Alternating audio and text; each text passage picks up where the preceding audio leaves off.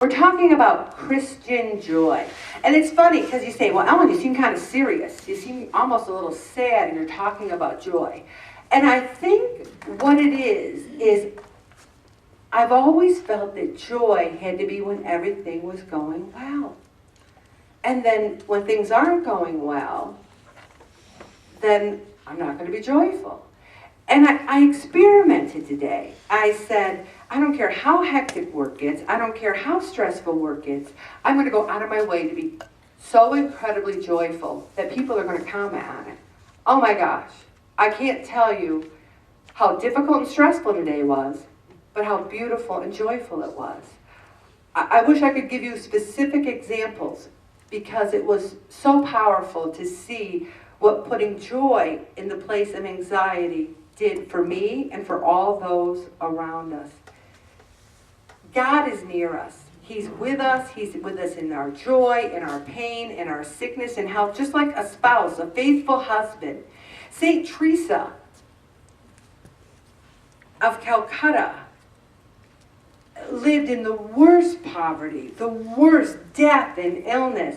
She had crisis of faith. I don't know if anyone ever read the biography of St. Teresa of Calcutta, but she struggled because of what she witnessed on a day-to-day basis. And yet she had the smile of God for everyone. And so often we make happiness an idol. Well, I can't be happy because my life is so tough. So how can I be joyful?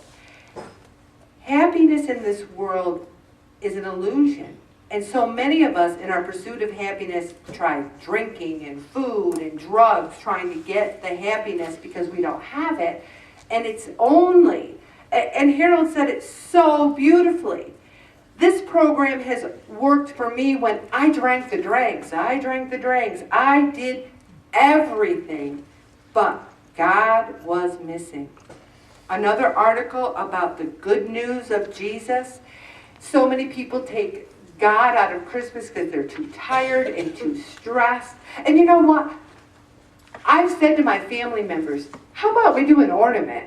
Mom, what do you want? I don't need nothing. It's like we eggs. I need the perfect. I always wanted that aha experience. I want to give somebody a present and have them go, oh my gosh. And I said to Bob, I'm too tired and too old for the aha experience. I can't even aha anymore, I want them to go, oh, this is so great. It puts so much pressure. I put so much pressure on myself. And they didn't say, Mom, you better give me that aha experience or I'm out of here. I would do it to myself. We need to understand that Christian joy is sadness overcome. There is sadness. There is heartache. But we can overcome it. We don't deny it. We don't say, hey, this is difficult. This is terrible. And I'm going to be happy about it. We say, I'm going to embrace the love of Christ. Emmanuel means God is with us. He has made a dwelling among us. He came and became human to be among us. We are always in the presence of God. It's so funny. Don't we forget that sometimes? That we're always in the presence of God? When you lose your temper and you're on M, B, G, D, S, F, H, and all the words that come out of our mouths. And you're probably sitting there going, what's that? G. Huh? But anyway, you sit there and you're saying all these things. God's right there going, whoa, where's that coming from? We have to realize He's always with us. We need to live as if Jesus was in our hearts forever. And you know where Jesus is? In all of us. I see Jesus in you. I see Jesus in you. And Jesus is in the Eucharist. And that's sometimes hard, to see Jesus in people that are giving us stress.